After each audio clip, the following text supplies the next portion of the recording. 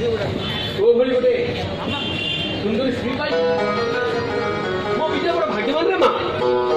ଆଉ ମୁଁ ତୋ ଭଳି ଗୋଟେ ଲକ୍ଷ୍ମୀବନ୍ତ ବୋହୂ ପିଲା ପାଇ ବହୁତ ଖୁସି।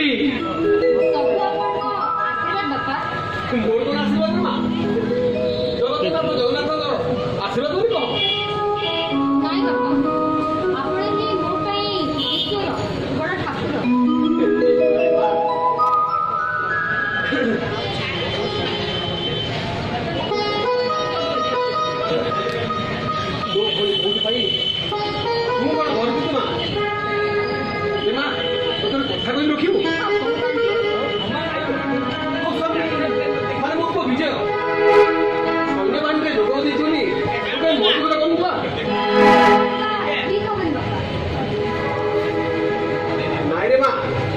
ସବୁ ସ୍ତ୍ରୀ ଚାହାନ୍ତି ତାଙ୍କ ସ୍ୱାମୀ ତାଙ୍କ ପାଖରେ ସବୁବେଳେ ରହୁ।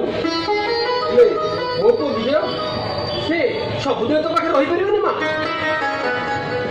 ସେ ଦେଶ ମାତୃକାର ସେବା କରିବା ଲାଗି ସୈନ୍ୟ ବାହିନୀ ପୁରା ଯୋଗ ଦେଇଛି।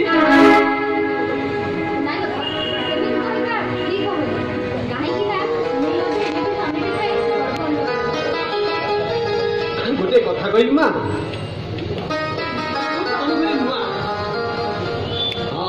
ତୋତେ ଯାହା ଦରକାର ତୁ ମୋତେ କହିବୁ ମା, ମୁଁ ସବୁ ତୋ ପାଇଁ ଆଣିଦେବି।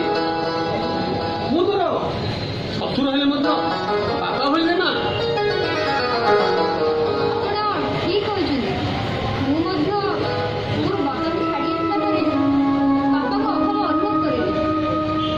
ଆରେ ମା, ଆଉ ତୋର ଶାଶୁ ଶକୁନ୍ତଳା ସେ ଟିକେ କଡ଼ା ବ୍ୟକ୍ତି ହେଲେ ମଧ୍ୟ ମା ହିସାବରେ ବହୁତ ଭଲ ମା। ସେ ଠିକ କହିଛନ୍ତି।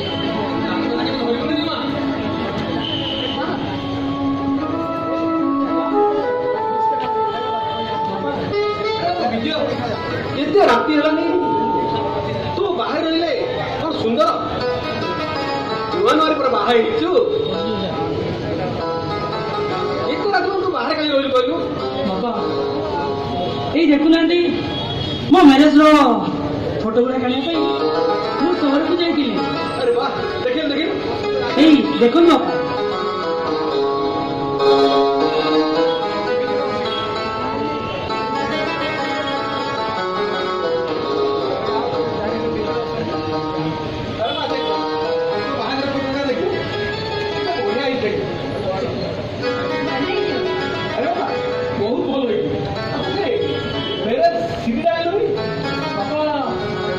ଏଡିଟିଂ ହେଉଛି ତ ଟିକେ ସମୟ ଲାଗିବ, ଆଉ ସେଥିପାଇଁ ଆଣି ନାହିଁ, ପରେ ଯାଇକି ପାଣି ଦେବି।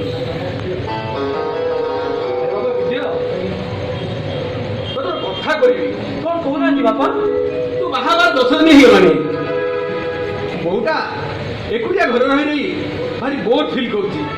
ତାକୁ ବି ନେଇ ତୁ ସହରରେ ବୁଲି ଆସିଲେ ହେଲାନି ନା କଣ କହୁଛୁ?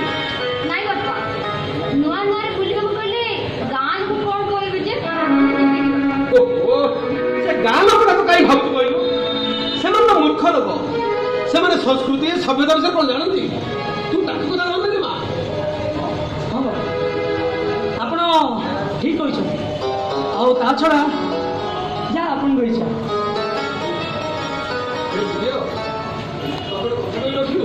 କଣ କହୁନାହାନ୍ତି ବାପା? ଏଇନେ ସହରରେ ଗୋଟେ ନୂଆ ଓଡ଼ିଆ ଫିଲ୍ମ ପଡୁଛି, ଗଲୁ ତୁ ବୋହୂକୁ ନେଇ ସହର ବୁଲି ଆସିବୁ ଯା। ଏଇ ମୋ ପାଇଁ ମୁଁ 2ଟା ଟିକେଟ୍ ନେଇ ଆସିଛି। ଏଇଟା ନେ, ହଁ। ଏଇଟା କଣ ଦରକାର ଥିଲା ବାପା? ଓହୋ, ତୁ ସେ କଥା ଛାଡ଼ିଲୁ।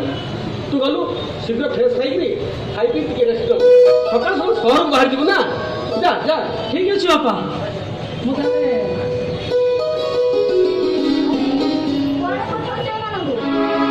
କୁଆଡ଼େ ମାନେ? ସେମାନେ ସହରକୁ ଯିବେ, ବୁଲାବୁଲି କରିବେ, ଫିଲ୍ମ ଦେଖି ଆସିବେ। କଣ କହିଲ? ମାସେ ହେଇନି ଏମାନେ ବାହାରକୁ ଯିବେ? ଆମ ଗ୍ରାମରେ ତ ଆମେ ଏମିତି ସହରକୁ ଯାଇନଥିଲେ। ଆମର 10 ବର୍ଷ ପର୍ଯ୍ୟନ୍ତ ଆମେ ବାହାରକୁ ଯାଇନଥିଲେ। ତମେ ସେଇଠି? ଓହୋ ଶକୁନ୍ତଳା, ତମେ ପୁଣି ସେଇ ଯୁଗରେ ଅଛ। ଏ ଯୁଗ ଅଲଗା। ବର୍ତ୍ତମାନ ପୁରା ଡିଜିଟାଲ ଯୁଗ ବାହାରିଲାଣି। ଏମାନେ ଯିବେ, ଫିଲ୍ମ ଦେଖିବେ, ବୁଲିକି ଆସିବେ। ତମେ ଆଉ ମନା କରୁନି ଶକୁନ୍ତଳା। ଯିବେ ଯେ ଗୋଟେ ସର୍ତ୍ତରେ ଯିବେ। ସତ ପୁଣି କଣ ତମର? ଏମାନେ ସକାଳୁ ଯାଇ ଯେମିତି ରାତି ସୁଦ୍ଧା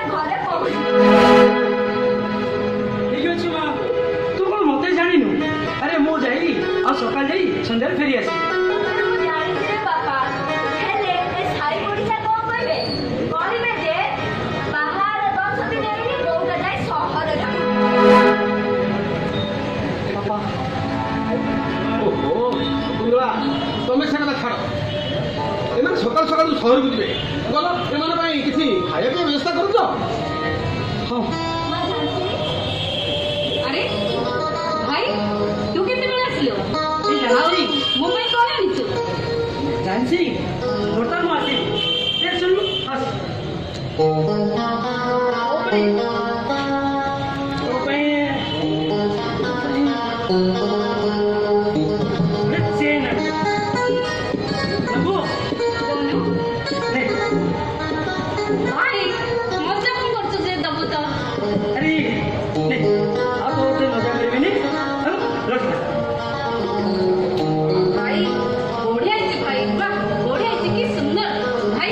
thank you so very much. କହିଲ ଫୁଲେଇ ବେଶୀ ଫୁଲେଇ ନା ମୋତେ ବହୁତ ଭୋକ ଲାଗିଲାଣି କହିଲୁ କ'ଣ ଗୋଟେ ରୋଷେଇ କରୁଥିବା କ'ଣ ଖାଇବା ପାରିବୁ ମୁଁ ଯାଇ ଖାଇବି ଯା ଟିକେ ଭାଇ ଆରେ ଯା ନା ହଁ ମା ଯାଉଛି, ତମେ ସମସ୍ତେ ଆସ ପିଲାଟେ। ହଁ ବାପା ଦିଦି ଆଜ୍ଞା ସହରକୁ ଯିବୁ ଯେ ନୂଆ ବୋର୍ଡ ଖାଇବା ଧରିଯିବୁ ଟିକେ କେୟାରଫୁଲି ଯିବୁ ବାପା। ହଁ ବାପା ନୂଆ ବୋର୍ଡ ଆମେ ଦୁଇ ଜଣ ବହୁତ କେୟାରଫୁଲରେ ଯିବୁ ଓହୋ ତମର ସେ ପୁରୁଣା ଅଭ୍ୟାସ ଗଲାଣି। ସେମାନେ କଣ ଆହୁରି ଛୋଟ ଅଛନ୍ତି ଯେ ସେମାନେ ଭାରି ବୁଝିକି କହୁଛ? ହଁ